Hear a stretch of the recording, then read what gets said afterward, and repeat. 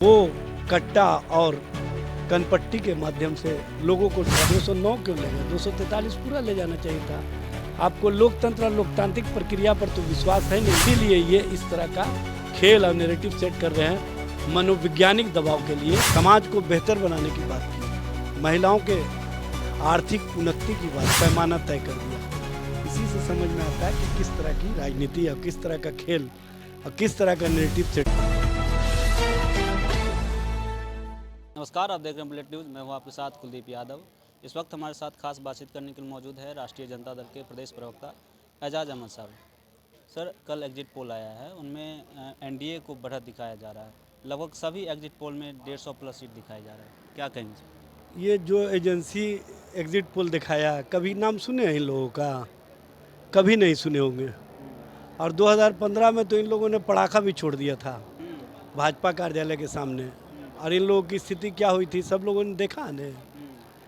Exit poll में जो जनता के द्वारा वोट दिए गए हैं, जो वास्तविक स्थिति है, वो हमारी सरकार बनेगी। चूँकि हमको जनता के ऊपर पूरा विश्वास है और जनता के द्वारा जो मैंडेट दिए गए हैं, जो मतदान किए गए हैं, वो स्पष्ट रूप से बिहार में बदलाव के दिशा में और बदलाव की सोच के साथ लोगों ने वोट किया है।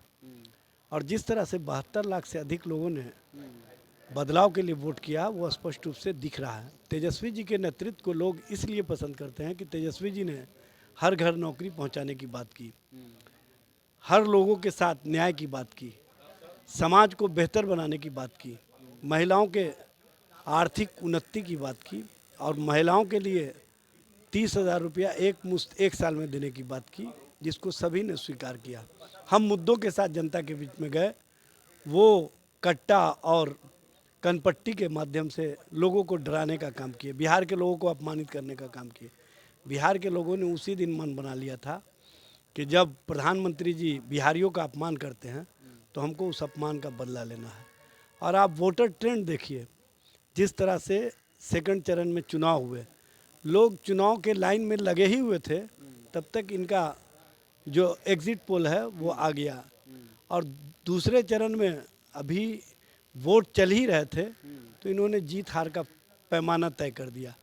इसी से समझ में आता है कि किस तरह की राजनीति और किस तरह का खेल और किस तरह का नैरेटिव सेट किया गया है। तो क्या लगता है आपको, एग्जिट पोल दिखाकर कुछ खेल करने की देखिए, कोशिश किया जा रहा है? ये जो एग्जिट पोल आया है, ये कहीं ना कहीं अमित शाह के द्वारा जो स्क्रिप्ट लिख करके दिए गए थे और जो उनको लिखित में दिए गए थे, उसी अनुसार ये एग्जिट पोल 160 के आसपास, सभी जितना भी आप एग्जिट पोल देखिएगा सब 160 के आसपास। क्योंकि अमित शाह ने कह दिया था 160, तो 160 पर इन लोग आ गए। और कुछ एजेंसी अमित शाह को और खुश करने के लिए 160 से ऊपर 209 तक ले गए। हम तो उन लोगों को कहना चाहते हैं कि 209 क्यों ले गए, 243 पूरा ले जाना चाहिए था। आपको लोकतंत्र और लोकतांत्रिक प्रक्रिया पर तो विश्वास है नहीं।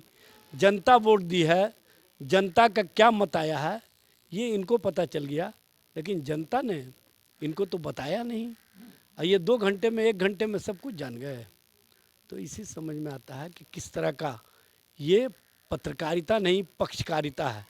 और पक्ष का जब राजनीति होता है तो लोकतंत्र लोकतांत्रिक प्रक्रिया को कमज़ोर करने में जिनकी भूमिका होती है, वो लोग इस तरह की राजनीति को आगे बढ़ाते हैं। और उस भूमिका में कहीं ना कहीं अब जो चौथे स्तंभ कहे जाने वाले पत्रकार हैं, भड़कने का मामला नहीं है। यहाँ पक्षकार बनने वालों को बताने की आवश्यकता है। पक्षकार बन गए भाई पक्षकार तो हैं, ये स्पष्ट रूप से दिख रहा है न। आप इतना बेचैन क्यों हैं? 14 को जब आएगा रिजल्ट, परिणाम अंतिम रूप से, वास्तविक रूप से, तो ये लोग कहीं ना कहीं जो बेचैनी में हैं और बेचैन हो जाएंगे। और इनकी बेचैनी बिहार की जनता बढ़ा चुकी है। इसीलिए ये इस तरह का खेल और नैरेटिव सेट कर रहे हैं मनोवैज्ञानिक दबाव के लिए। कहीं ना कहीं अधिकारियों पदाधिकारियों पर इनका प्रेशर बना रहे, इसके लिए खेल खेल रहे हैं। ठीक, चलिए, तो हमारे साथ ये एजाज अहमद साहब हैं। उन्होंने साफ साफ बता दिया कि मीडिया और अमित शाह मिलकर चुनाव को प्रभावित करने की कोशिश करेंगे। आपको क्या कुछ लगता है, कमेंट बॉक्स में ज़रूर बताएं।